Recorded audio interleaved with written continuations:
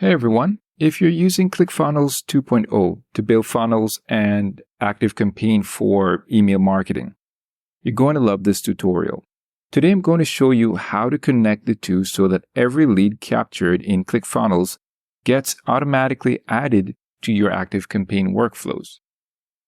Alright, so we're using Zapier as a connector here. So first, you want to log into Zapier and create a new Zap. Select ClickFunnels 2.0 as the trigger.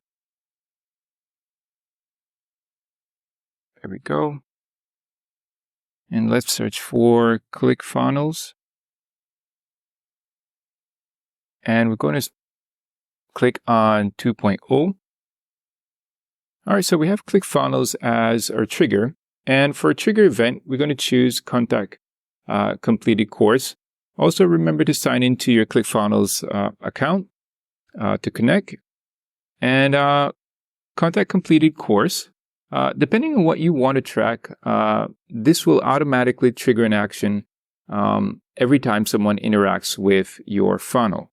All right, so next choose ActiveCampaign as the action app. There we go. All right, so from here, you can add contacts to a specific list or trigger an email sequence or tag them based on their funnel activity. So let's just go here and say add remove tag from contact. All right. After you've connected to your ActiveCampaign account, you can go ahead and configure and map the data, and then you can go ahead and test to see if everything is working properly.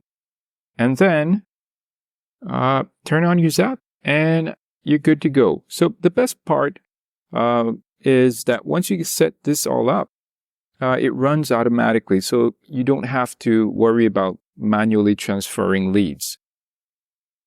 All right, so if you're serious about growing your business, connecting ClickFunnels 2.0 to ActiveCampaign is a no-brainer.